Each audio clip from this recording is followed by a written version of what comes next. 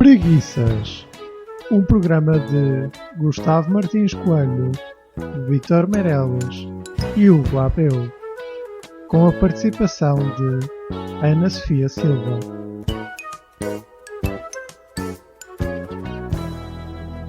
Minhas senhoras e meus senhores, muito bom dia, muito boa tarde ou muito boa noite, segunda hora que me tiverem a ouvir.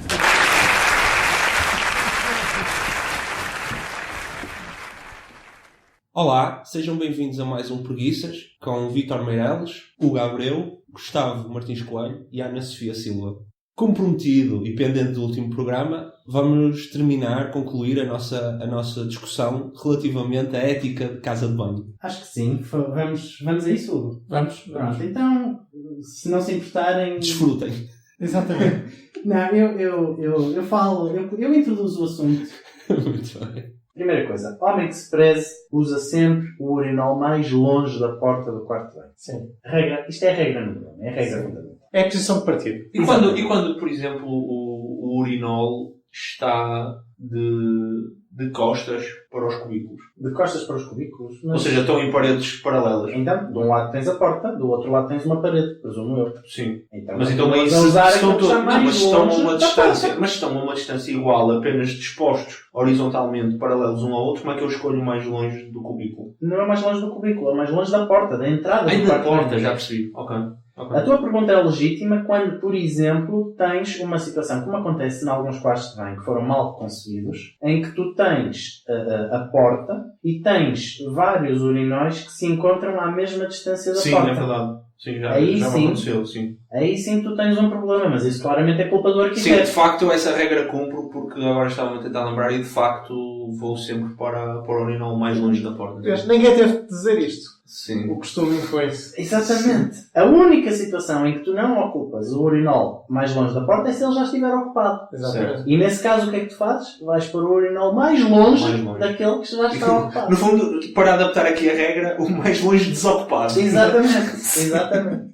E se esses dois estiverem, que à partida serão as duas extremidades do renque do urinóis, estiverem ocupados, e um terceiro homem entrar, só pode usar um urinol se houver uma forma de deixar de intervalo entre cada um dos outros utilizadores. Isso é verdade. Porque também. se isso não for possível, ele vai para o cubículo. É verdade e é exatamente a minha solução. Porque eu, de facto, quando entro numa casa de banho, e desculpa estar a fazer este exercício, presumo que os ouvintes também façam, acaba de ser interessante, mas de facto, quando entro, se não existir um intervalo de um urinol entre cada pessoa, eu vou ao cubículo. Logicamente. Sim. Logicamente. E depois, isto são as regras de posicionamento. Certo. Depois há as regras... Sofia, estavas a par destas regras e deste fenómeno. Eu tenho pena de que isto não seja um vídeo, porque a cara da Sofia diz tudo. Já ouvi várias vezes essas teorias e essas questões. Eu gostava de ouvi-la dizer, mas não aplico. Mas não aplico, certo? Não, por acaso é o contrário. Eu tento sempre entrar, por exemplo, principalmente em shopping, em que há várias, normalmente até bastantes.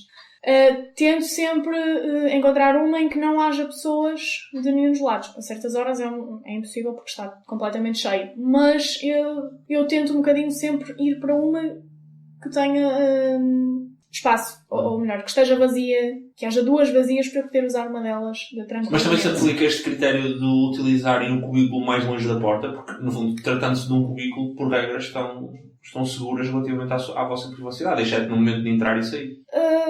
Depende, sinceramente, porque lá está, normalmente as casas de banho das mulheres estão cheias, ou com bastante afluência. Ou seja, nem nunca existe esse poder de escolha, não é?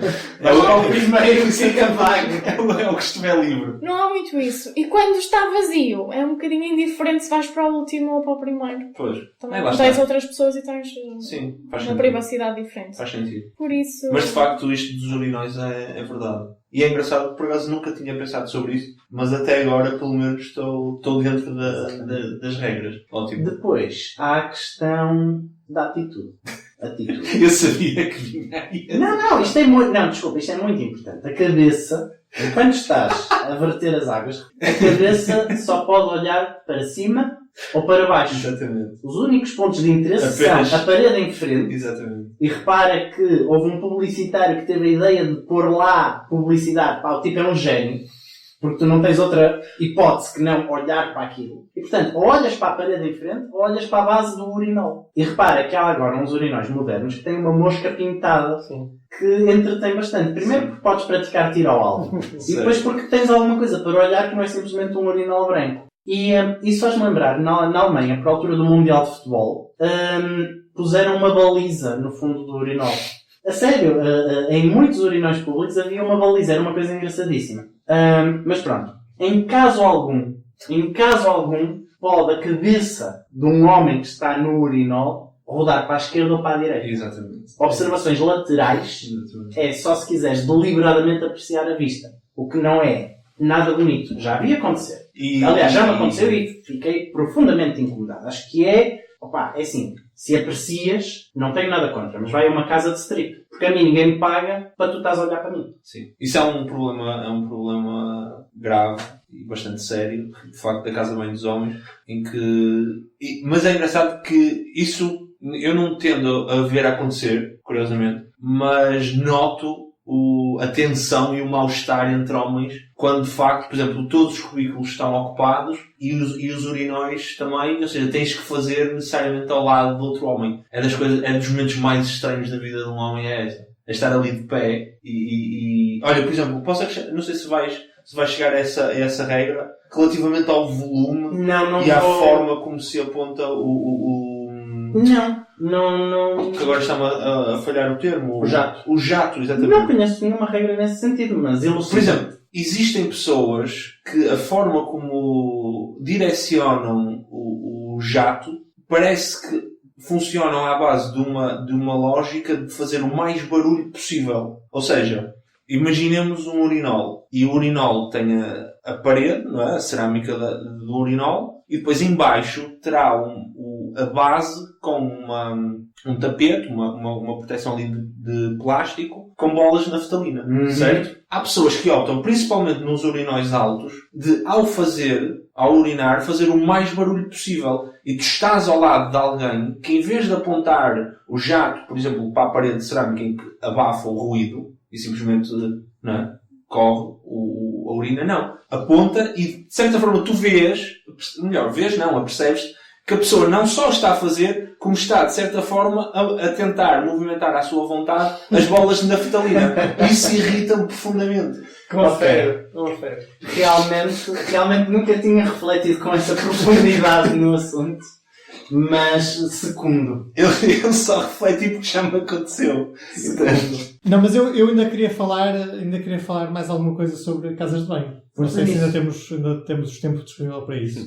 Eu queria dizer que... Mas espera, eu também quero. Vê lá, não me roubes o tempo todo. Eu não quero, mas certamente terei observações a fazer daquilo que vai ser dito. Eu prometo ser breve. Eu sei que já fui criticado neste programa quanto aos restaurantes apenas atender ao estacionamento e ao número de pessoas. Pronto, este vai contar o número de urinóis na casa. Não, o que eu quero dizer é que para mim uma das faceitas mais importantes de um restaurante e de qualquer estabelecimento comercial é a casa de banho. E não só estabelecimento comercial, mas também qualquer edifício público.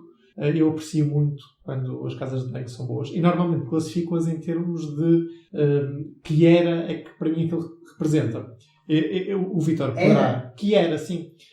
Que década, ou que décadas então, é que aquilo evoca? Antes de ir para aí, deixa-me só dizer-te uma coisa, que é uma regra de ouro. A qualidade da higiene na cozinha de um restaurante avalia-se pela qualidade da higiene na sua casa de banho. Então faz sentido esta teoria que eu tenho.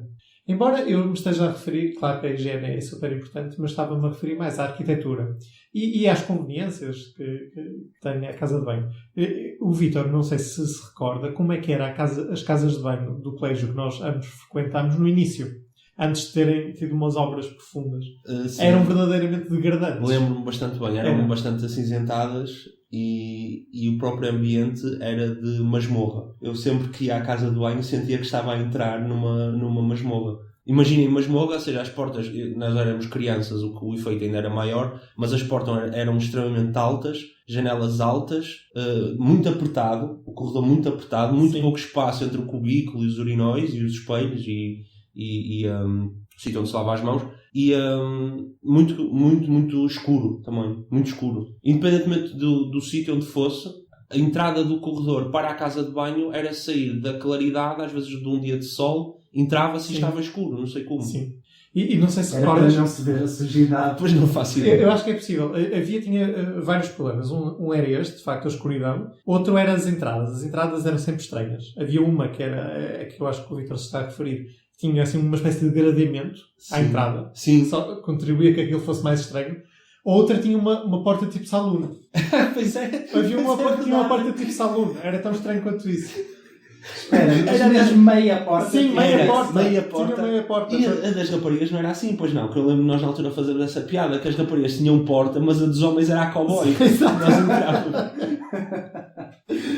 Sim, e depois, claro, as sanitas já estavam sem o... Sim, não havia tampa. Sem a tampa. Mas sanitas sem tampa é o pão nosso de cada dia. Quer dizer. Pois, mas eu acho que felizmente Eu vou- deixou de ser. Em muitos sítios. Olha, eu vou-te dizer uma coisa. Eu ponderei seriamente, eu trabalhei em 2013 no Hospital de Aveiro e ponderei seriamente fazer um donativo para tampas de sanita ao hospital. De que ano é que é? O Hospital da Aveiro? O novo edifício? É que se calhar estamos a falar do mesmo período de tempo. Precisamente aí é essa a questão de falar em épocas. Porque Não aquilo, sei dizer. aquelas casas de banho eram para aí dos anos 60. Provavelmente. 50. Sim, provavelmente. E eu acredito que seja mais ou menos esse o tempo que tenho. Gustavo, uma pequena questão enquanto médico. Existe algum Doenças na casa de banho. Sim. relativamente à forma como as Mas pessoas se posso sentam, engravidar? aquele pânico Gustavo, de eu posso colocar engravidar na casa de banho. aquele pânico de colocar o papel higiênico a tapar o assento. Isso é, ou seja, existe mesmo um problema da pessoa se sentar numa tampa ou sentar-se numa sanita sem tampa e contrair alguma coisa. Sim, podes ficar grávida. Pois olha, para ti, Hugo, tenho-te a dizer, tu não, mas se levares alguém contigo à casa de banho, se calhar a outra pessoa fica. Pronto, podem continuar. Já dizia o saudoso Quinzinho de Portugal, na sua rábula, o Sousa da Planta. Viva Sousa, canudo! Que é assim que os homens apanham a sida. É Ok. quando uns se sentam na casa de banho antes dos outros se terem levantado. E portanto, respondendo à tua pergunta, à partida eu francamente não estaria muito preocupado com isso. É óbvio que o risco não é zero, mas é suficientemente negligenciado. É óbvio que se tu vais à casa de banho e vês que aquilo está sujo, tem sinais de ter sido usado não com muito cuidado, é óbvio que eu te aconselho ou ires ao cubículo ao lado ou passares um paninho. Agora, cobrir aquilo tudo com papel higiênico é excessivo. Mas relativamente, por exemplo, o risco. vamos imaginar dois cenários em específico. Um em que tem tampo, Sim. sanita, aparenta estar limpo, já foi usado, claramente, mas aparenta estar limpo. Eu sentando-me, qual é o pior cenário possível? Estamos a falar, por exemplo, que tipo de vírus ou bactérias que será possível, no fundo, ser transmitido e o tipo de patologia que se poderá desenvolver.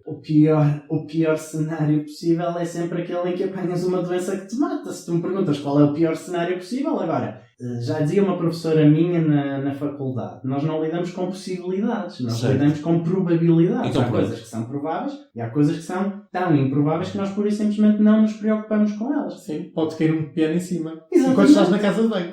Exatamente. Sim, mas eu quando digo é basicamente qual é o tipo de doença ou de sintoma que a pessoa pode desenvolver resultado de se ter sentado num tampo de sanita que aparentava estar limpo. No fundo, qual é o risco? É isso que eu estou a perguntar. Se tu te sentas num tampo de sanita que aparenta estar limpo, o tipo de doença que tu podes desenvolver com uma probabilidade justificável para estarmos a ter esta conversa é nenhuma. Ok. Por exemplo, chatos. É possível?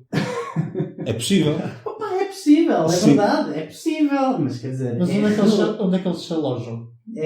Porque a minha questão é basicamente, no fundo, através da pele, Sim, é possível... é possível transmitir doenças através da pele. Ok. Mas grande parte das doenças só se transmitem no contacto Exatamente. pele com pele. Lá está, Ok. Só se alguém se esquecer de sair. Exatamente, se alguém se esquecer de levantar antes de tu te sentar, Sério. pode haver um problema. Agora, é muito raro, normalmente este tipo de micro-organismos não se dá bem com superfícies que não Ótimo. sejam Pronto, a é- pele E, humana. por exemplo, Portanto, nessa situação... não estou a dizer que eles não consigam sobreviver durante algum tempo na tampa da sanita, conseguem, mas não é em quantidade e em condições suficientemente favoráveis para eles poderem propriamente E com base nisso, não será até mais seguro, do ponto de vista médico, não ter tampo do que ter tampo? Ou seja, a superfície sendo mais fria por ser a cerâmica, não será até mais higiênico nesse aspecto? Não, é mais higiênico porque as pessoas quando não têm tampo tendem a não se sentar. Pois. Eu acho que não, porque está mais próximo da água.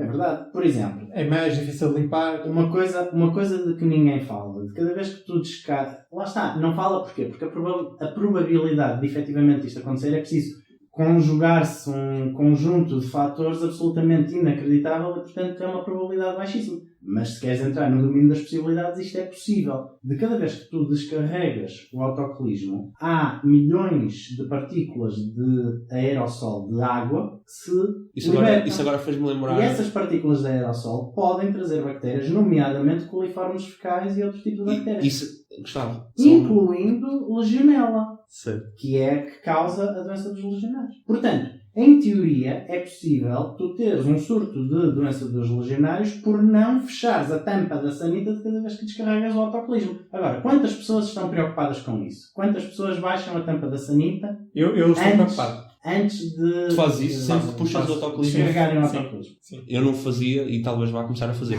Só uma questão agora. Pronto, Gustavo, existe uma experiência que eu acho que é universal e perdão se isto vai ser um pouco gráfico, mas do ponto de vista médico, qual é o risco que existe, por exemplo, na sensação horrível que é estar a defecar e com o peso da fezes a água saltar e bater-te mesmo ali no centrinho do cu? Isso chama-se o efeito Chubon. Porque foi o motivo porque eu comecei, por exemplo, quando sinto que vou fazer, colocar papel higiênico antes. Porque é horrível. Mas colocas onde? No tampo da sanita? Não, estou a dizer sobre a água. Sobre a água. Por causa desse efeito, que é horrível. Isso chama-se a técnica do overcraft. Pronto. Tudo isto está profundamente... Por exemplo, eu em casas de banho público tenho uma fobia enorme com esse tipo de experiência. Então encho aquilo de papel higiênico mesmo para evitar salpicos. Voltamos ao mesmo. É assim, não te vou dizer que a água que está na sanita é própria para consumo, mas vou-te dizer que a concentração de micro-organismos capazes de te provocarem algum tipo de doença via efeito de Chubon é negligenciável. Portanto, eu não estou... É mais o efeito psicológico. É mais provável tu ficares traumatizado. O efeito psicológico é muito mau. Aliás, nunca me aconteceu numa casa de banho pública. Eu acho que um dia se acontecer que eu vou ter mesmo um período de depressão ou algo do género. Mas olha, queres saber uma coisa que me preocupa muito mais? É o papel higiênico colorido. Preocupa-te mais? Em que aspecto? Por uma razão. Enquanto sociedade, as nossas prioridades estão claramente invertidas. Um bocadinho. Não, mas agora a sério, repara. Isso que tu me estás a colocar da possibilidade de seres contagiado com alguma coisa através de água que ascende da sanita parece-me bastante mais provável, por exemplo, se usares um daqueles rolos de papel higiênico preto, que tu não vejas que ainda ficou castanho no preto e deixas lá ficar coisas que sabes, essas sim, que contêm uma grande concentração de bactéria. Mas a existir papel higiênico preto... Não é isso. A questão é, eu nunca me cruzei e acredito que o dia em que eu me cruzar estarei em dois cenários muito específicos, que é na casa de alguém muito, muito excêntrico, ou então simplesmente uma preocupação estética excessiva relativamente à conjugação entre a cor de papel da casa de banho com o resto da casa de banho. Ou então no cimo de Vila de Cantina. Ou então, exatamente, numa espécie de estabelecimento em que a higiene em si não é propriamente a prioridade número 1. Porque colocar papel higiênico preto na casa de banho realmente parece-me uma escolha péssima. Em determinados setores. Como assim? Vamos ser mais específicos. Que determinados setores. Que setores são estes? Não quero concretizar. Fico contente de nunca me ter cruzado com estes setores, porque de facto nunca vi, já vi à venda, isso sim, mas nunca vi papel higiênico preto numa casa de banho que eu tenha usado. Eu também nunca vi numa que tenha usado, mas é como as bruxas. Se ele está à venda é porque alguém o compra, senão já teria saído do mercado. Portanto, E não é só o preto. Qualquer uma das cores, obviamente o preto é o mais...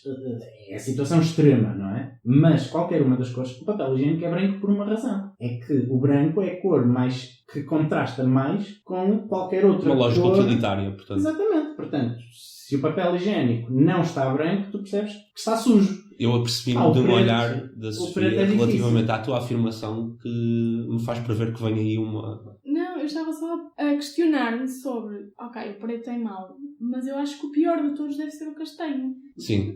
Há uma Quer dizer, sensação. depende da cor E o das peças. vermelho? O vermelho também, se... Também. Quer no aspecto feminino, quer no aspecto de poderes estar com algum problema e não conseguires detectar porque estás a usar Mas o papel higiênico mas o vermelho. branco não conjuga com os meus azulejos, Hugo. Pois, então, Mas realmente. a questão é, eu não tenho a certeza de que a Renova produza papel higiênico castanho. Vermelho, penso que sim. Castanho é fora de gosto. Eu sei que há vermelho, amarelo, rosa, Mas laranja... castanho tenho preto. dúvidas. Repara que já dá para muitas tendências partidárias. Sim. E até clubísticas, ou seja, associares os tais a Acho que divar. sim, acho que Não, sim. isto são boas explicações. As pessoas estão doentes que digam, Sim. não, eu Sim, para na minha limpar, casa de banho tem que só ser- vermelho, Exatamente. vermelho e branco. Exatamente. Eu tenho de corrigir que, entretanto, enquanto estávamos a falar sobre tendências partidárias e clubísticas, vim rapidamente consultar aqui à internet. É a vantagem de agora termos internet em todo lado. Tem na casa E de facto, existe papel higiênico castanho da Renova. Porquê? E existe papel higiênico vermelho. Portanto, Porque sim, podem. os nossos piores receios. Não, é que o confirmam-se. vermelho tinha algum sentido. Nem fosse para vertentes clubísticas ou partidárias. Mas de facto o castanho, a única coisa que evoca, não sei, ou é alguém que tenha... É que até é de mau gosto, não é? É, um é. bocado gráfico. É. Papel higiênico castanho é mesmo gráfico já. É. A menos que toda a tua casa seja uma espécie de casa na árvore, em que tudo é castanho e verde. Não estou bem a ver qual Mas é o mesmo teu assim, propósito. Sim. Podes ter que é um madeiras na casa de banho. Alguém ver um aspecto estético no papel higiênico, entendes? É Pelos vistos vêm desnecessário. porque pagam o É dobro mesmo- ou triplo Exatamente. ou quádruplo. E mas é desnecessário. Pois. É que já, por exemplo, tem aquele que tem os fantasmas, tem os ursos, mas isso, pronto, de certa forma até trazem um efeito mais absorvente ou algo do género. No fundo, há ali ainda um aspecto utilitário. Neste caso é mesmo só a cor. Sim, E nunca estranharam, por exemplo, os literalmente. lugares. Por exemplo, na casa de banho do Mar Shopping Não conheço. tem uma máquina a vender estes papéis higiênicos. Ok. E eu sempre achei curioso o porquê de estar imediatamente antes das casas de banho. Ou seja, alguém tão paranoico que se recusa a usar Sim, o papel higiênico das casas de banho e prefere usar um colorido. mas a paranoia é um grande motor de vendas. Eu lembro-me que felizmente tive um professor de marketing. Tu disseste felizmente ou infelizmente? Felizmente. Ah, Não, infelizmente. felizmente tive um professor de marketing que se declara anarquista. E ele é muito engraçado porque ele nota como muitas das ações de marketing e de vendas se baseiam em pânicos totalmente irracionais. Especialmente, ele focava especialmente para as pessoas que têm filhos, que são objeto de um total cerco e de uma total chantagem por parte de várias marcas. No fundo, lhes impingem uma série de coisas com a mensagem subliminar que se não comprar isto você é totalmente irresponsável e os seus filhos vão ser uns desgraçados. É verdade. Portanto, sim, vai precisar daqui de não sei quantos walkie-talkies e berços XPTO e carrinhos XPTO e cadeirinhas XPTO e o leite nos XPTO. Portanto, XPTO é uma marca muito forte. Por acaso é uma expressão que eu acho piada ter tido agora uso corrente. Acho giro. Porque até se vê pessoas bastante idosas a dizer isso e eu acho engraçado. Posso lançar mais uma questão relacionada com esta história toda que temos estado a falar, dos quartos de banho? Claro. Papel higiênico junto ao urinol, sim ou não? Sim. Sim, claramente é uma grande necessidade que está a faltar na maior parte das casas de banho. Eu fico extremamente feliz com esta vossa resposta, porque eu achava que estava sozinho Não. no mundo ao reconhecer. Mas existem argumentos que por regra te são apresentados que possas Não. replicar ou... Sabe, o O teu que é cérebro... argumentos a favor? Não, contra. Não, para mim o argumento contra é o argumento do uso. Eu não conheço um único quarto de banho que tem masculino, que tenha um urinol e que tenha papel higiênico acessível a quem está no urinol. Se quiseres usar papel higiênico tens de ir a um dos cubículos. Sim. É uma grande falha. Parece-me que de facto, Eu cresci daria muito realmente. jeito. Existe uma consciência de influência sociológica e cultural que eu de facto tive que ultrapassar, de que por vezes sacudir não é a solução ótima. É basicamente isso. Eu penso que a questão aqui não é suficiente. Sim. No fundo, nós crescemos com a convicção de que homem sacode e ponto final. Mas, assim, de facto não. E isso leva-me para o ponto que eu quero explorar melhor. Então deixa-me só concluir, vou partilhar convosco uma frase que me ensinaram quando eu era caloiro, que era: a última gota fica sempre na folha. Depois deixavam-nos a nós a possibilidade de concluir com... Enviem-nos as vossas respostas. Não, isto leva-me precisamente para o ponto que eu queria abordar, que é... o Vítor falou aqui numa evolução sociológica, e eu acho que é verdade. E eu acho que esta nossa exigência crescente com as casas de banho também é fruto dessa evolução. A questão que eu vos queria colocar é: qual é o futuro da casa de banho? Ou seja, é execuível que o próprio molde, ou seja, há não muito tempo as pessoas andavam a limpar-se a folhas e afins, ou a não limpar-se, etc. Será a fase negra dos anos 60, sim, não foi? Não, será que está para breve uma mudança substancial da forma como vamos à casa de banho? Escritório, basicamente. Vai começar a ser utilizado como um espaço útil de trabalho, em que é esperado que tu continues a trabalhar. Não, nessa vertente. Estava a falar mesmo na vertente da operacionalização da coisa. Para mim, a principal mudança que eu gostava de ver é aquilo que falamos no último episódio. Portanto, sim, provavelmente. Da segregação. Sim, provavelmente. Eu acho que vai ser esse o futuro. Mas não estão a imaginar, tipo, bidés automáticos integrados no... Isto, peço desculpa por trazer aqui à colação os bidés. Não, mas por exemplo, talvez balneários talvez comecem a ser incluídos. Portanto, estás mais a falar em termos de automatização. Papel, ou seja, se conseguimos ir além do papel, tornar a coisa ainda mais higiênica. Como fazem no Japão. Não é só no Japão. Toda a comunidade árabe essencialmente não usa papel, usa água. É verdade. E portanto nós estamos muito a falar das casas de banho ocidentais, mas estamos-nos a esquecer que a grande parte da população mundial, talvez, não sei bem os números, mas há uma grande parte da população mundial que não usa o papel, usa assim a lavagem direta, mas têm umas mangueiras ao lado das sanitas, ou seja, como nós temos o nosso papel ao lado da sanita, eles têm água, mangueirinhas de água para fazer a limpeza. Portanto, de facto, é uma questão muito legítima, repara. Mas eu discordo profundamente do buraco no chão como sanita. Aquilo não é uma sanita. Mas não estamos a falar das latrinas. Estamos a falar... Eles têm sanitas e ao lado um chuveirinho. São coisas diferentes. Assim, as histórias que eu tenho ouvido contar é que em estabelecimentos existem o que é uma casa de banho, supostamente para nós é uma latrina. E para eles é uma casa de banho. Sim, a minha experiência no mundo árabe é relativamente reduzida. Eu conheço do mundo árabe o Dubai. Os Emirados. Sim, os Emirados, mas fundamentalmente o Dubai. Eu também os outros Emirados ainda menos conheço. Passei um dia em cada um. Não vi uma única latrina. Eu também não. Eu estive na Jordânia e não encontrei qualquer latrina. Pelo contrário, na China ainda há algumas. Na China, eu penso que eles têm, por questões culturais, que essa mudança sociológica ainda não se fez, vê-se casas de banho já modernas, em que mais ou menos metade dos cubículos são sanitas e a outra metade são latrinas. Mas eu penso que isso tem mais que ver com o nível de desenvolvimento de um país do que propriamente com a sua religião ou com o que quer que queiramos colocar. Eu admito que esse tipo de relatos sobre latrinas deve acontecer nos países árabes, por exemplo, do Magreb. Mas eu ouvi muito sobre Marrocos. Lá está. Sim. Lá está, não é? Mas Marrocos e mesmo, não por exemplo, é e mesmo no Japão, comparável ao Dubai. Mas mesmo no Japão também já ouvi. Ou seja, que sítios em que, de certa forma, a pessoa esperava uma sanita e não a encontra. Aí já não sei. O Japão em muitas coisas é um mundo à parte. Porque eu sanita defendo. O sanita para mim é essencial. É uma questão civilizacional.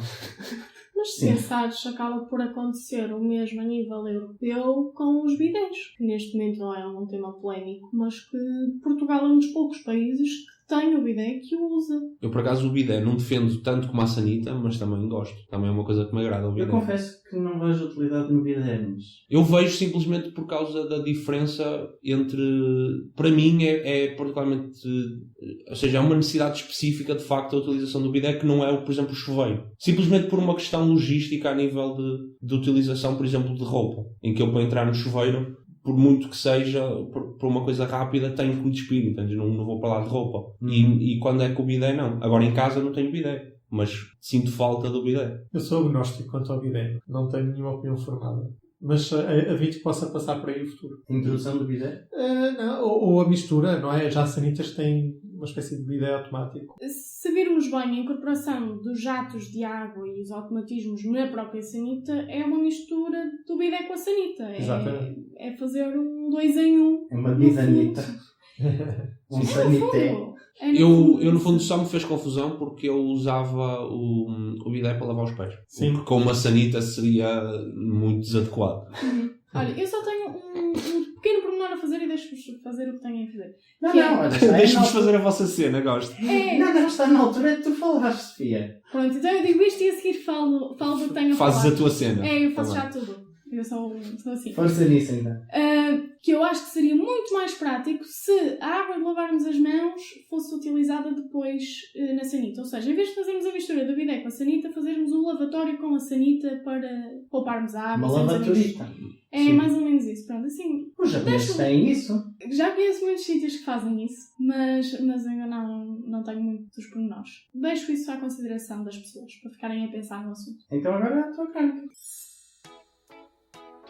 Eu saboreio. Ora bem, curiosamente estivemos a falar sobre muçulmanos e eu hoje vou um bocadinho aos muçulmanos. Eu tenho falado sempre de restaurantes na zona do Porto, mas hoje vou mudar um bocadinho isso. Hoje quero falar-vos do Lades, ou Lades, sinceramente não sei a pronúncia. É um restaurante turco em Hamburgo. É uma cadeia de restaurantes, ou seja, há vários espalhados pela Europa, mas apenas posso falar daquele que conheço, que é este, em Hamburgo. Para começar, a decoração do restaurante é fantástica. Não fosse a comida exposta logo na entrada, ou seja, aquelas arcas frigoríficas com metade de porco. Porcos não, porque eles não comem porco. Mas partes de vaca expostos, não diria que estava num restaurante. Era mais metade. É, um bocadinho. O fantástico deste local, descobrimos no final, é que as entradas e o chá final, aquilo que substitui o nosso café no fundo, são ofertas da casa. Ou seja, não há cliente que vá embora sem tomar o seu chazinho, ficar ali bem reconfortado no fim da refeição. E também podemos ir comendo as entradas enquanto eles têm tempo de preparar a refeição propriamente dita e não nos cobram por isso. Quanto às entradas, só são válidas para quem for efetivamente jantar. O chá é para toda a gente. Faço esta referência porque voltamos lá uma segunda vez apenas para comer a sobremesa. E perguntam vocês se a sobremesa era assim tão boa para lá voltarmos. Bem, na verdade não sabíamos porque ficamos tão cheios com as entradas e com o prato principal que não conseguimos comer a sobremesa da primeira vez que lá fomos. Mas que tinha muito bom aspecto e que queríamos muito provar, fez-nos lá voltar. E estava boa. Estava. Chama-se canef, aquilo que nós queríamos. É feito com uma massa muito fina, semelhante à nossa aletria, e que leva um pó de pistácio por cima. E é feita, é uma mistura. Tem queijo, lamento. Isso é uma especialidade turca? É uma especialidade turca que depois há outros países como tudo.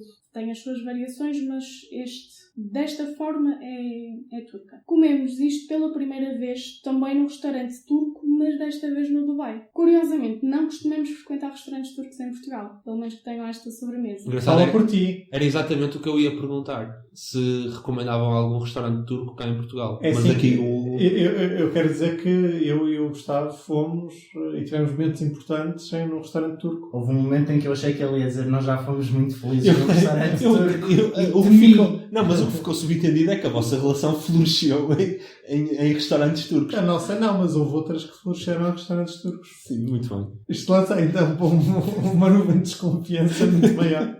Mas vou deixar a coisa assim. É melhor, não é? É assim, atenção, há restaurantes turcos no Porto, mas, é assim, se eu for comparar estes restaurantes turcos fora de Portugal com os que são em Portugal, os restaurantes turcos portugueses são relotes num espaço físico e não um restaurante turco propriamente dito. E mesmo a própria emenda, ou seja, eu acho que vocês estão a falar do Divan ali na Praça Filipe de O Leitão. malogrado. Não, já abriu outra vez. Abriu? Já reabriu, sim. Sim, sim. Com uma fachada nova. O interior ainda não vimos, mas a fachada está totalmente renovada. E, por exemplo, eu fui verificar precisamente isso, no caso das sobremesas, e não tem esta sobremesa, por exemplo. E é por isso que eu digo que não frequentamos muito restaurantes turcos nesse sentido de uma experiência gastronómica turca. Porque, por exemplo, também verifiquei a bola falafel, que ainda não experimentamos e que gostaria de um dia verificar, que também é turco, mas não tem esta oferta tão diversificada. E voltando ao tema principal, quem for a Hamburgo, passe nesse local, pois não se vai arrepender. A comida é fantástica, os preços são razoáveis.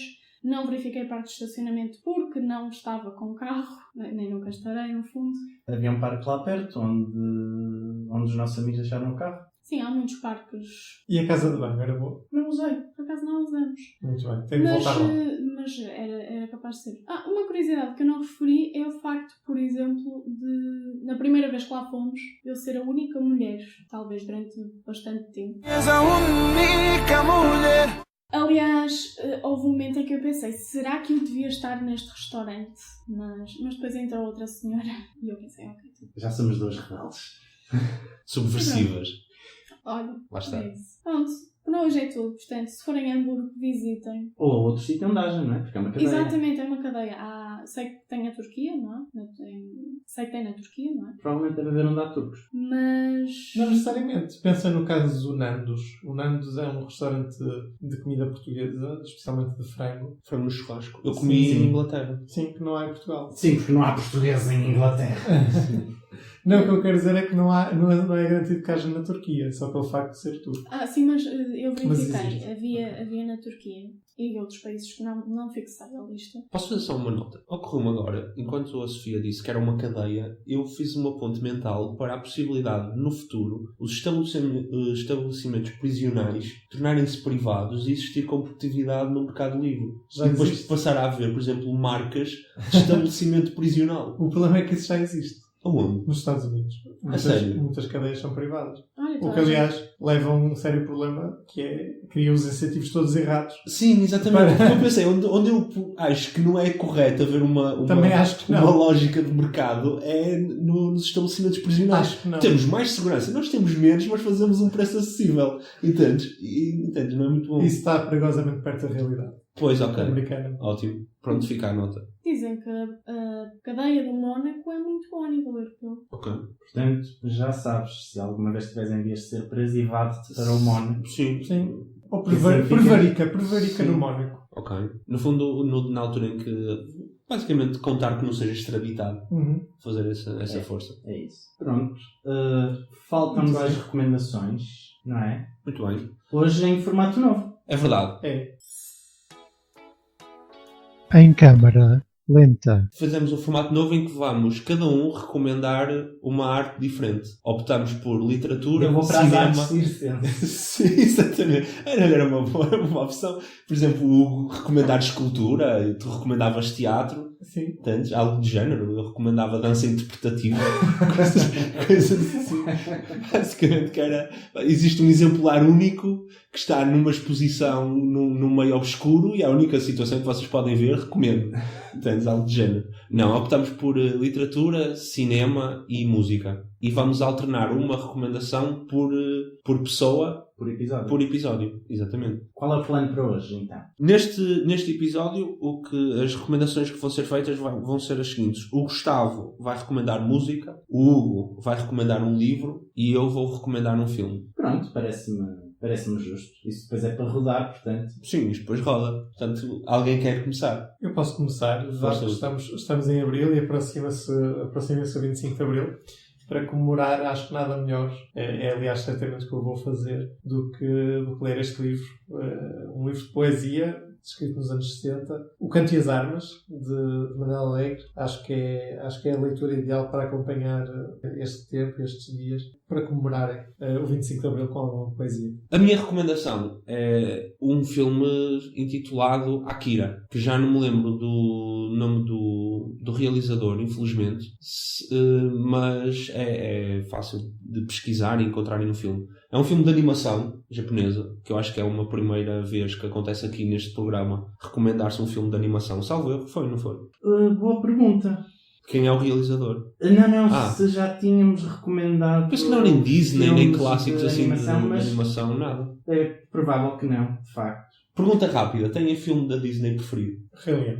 Rei Leão, boa. Está a ser feita agora Sim, uma, sim, eu estou. uma nova versão. Vais ver. Eu acho que devíamos ir todos ao cinema a ver o Rei Leão. Ver o Rei Leão, boa. Que acho que foi talvez o filme mais marcante da nossa infância. Foi o primeiro filme que eu fui ver. Eu também. Gustavo, tens filme da Disney? Definitivamente o filme da minha infância da Disney é o Aladdin. Sim, também gostei. Lamento destoar. Não vejo porquê. Eu queria sublinhar o facto de teres dito isso em inglês. Tu costumas manifestar por dizer um dos títulos em português. Este filme não foi traduzido para português. O título em português é Aladdin. Curioso. Não é Aladino? Não. A sério? Sério. Eu miúdo dizia Aladino. Não lhe chamava Aladdin. É o nome da personagem em português, mas de facto o filme da Disney Mas tu já, estou a ver que o Gustavo Aladdin. já tinha este rigor conceptual quando era criança. Sim, exatamente. Ele é Aladino, mas como eles não traduziram o nome do É filme, verdade. eu vou dizer. Provavelmente teve esta conversa nos pátios Sim, da sim, escola, sim. etc. Não é?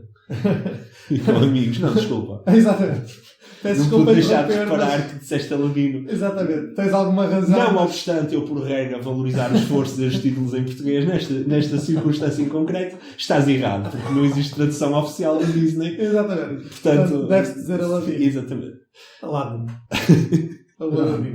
Não sei. Sim. Mas não percebo porque é que tens a ideia que estavas a destoar. Não, é um filme que, por regra, achas que as pessoas Não, não porque vocês apreciaram. foram bastante consensuais no Rei Leão. Não, mas o sendo- meu filme da Disney preferido não é não Rei Leão, não. eu fiquei com a ideia que era, então qual é? Não, porque é um bom clássico. É o Alice no País das Maravilhas. Também, Adoro esse filme. também gosto muito, e atenção, eu também gosto muito do Rei Leão, mas de facto tenho um carinho especial Posso perguntar? pelo Aladdin. Sofia, tens um filme da Disney preferido? Por acaso não. Boa. Por acaso não Mas via. espera até saber qual é o filme preferido dela. Oh, porquê? Agora fiquei É o curiosa com cinco casamentos e um funeral. Não. Um filme de animação. Estás a falar dos músicos do Bremen, não é? Exatamente. Não conheço. Também não. É- Repara o nível de erudição Os desta músicos de rapariga. Bremen. É um filme de animação. É um conto dos irmãos Grimm. O Grimm, como é que se diz? Acho que é Grimm. Repara como eu já começo a ter aqui uma certa fama, não é? Alguém quer dizer é Grimm, como é que Exatamente. é? Diz como quiseres. Pronto, é um conto dos irmãos Grimm e é isso, são os músicos de Bremen, são 4 animais músicos e a história anda à volta daí. Foi o único filme em VHS que eu tive na minha infância, portanto eu vi aquele filme muitas vezes. Pois lá está. E ficou, recentemente quando visitei Bremen, que é uma cidade na Alemanha, tirei uma foto com os músicos de Bremen. É verdade. Fiquei muito feliz. Isso é muito bom. Tudo isto me lembra uma história muito engraçada, mas que eu deixarei para a minha recomendação daqui a 15 dias. Quando me couber a mim fazer a recomendação de cinematográfica. Mas Falta-nos aqui... feito o parênteses, não, é só mesmo a nota relativamente ao filme. O filme passa-se no futuro, não muito longínquo, mas num futuro hipotético, no Japão, e retrata a vida de um grupo de jovens num futuro distópico e futurista e com notas muito... Não sei se conhecem o fenómeno estético cyberpunk. Sim, senhor. Ou seja, futurista, muito automatizado, muito à volta de evolução tecnológica e da tensão social criada pela tecnologia em nível de crise.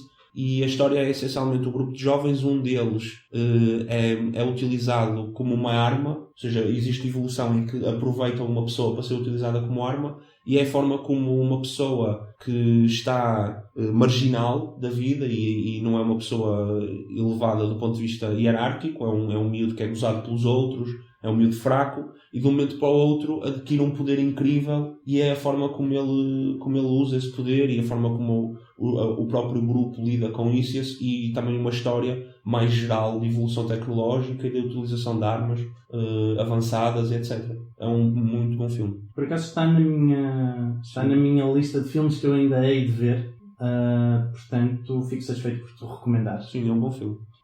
Relativamente à música, hoje vou recomendar uma canção de que nós já falamos aqui num episódio passado. Eu pelo menos pensei que era uma ação do Ralph.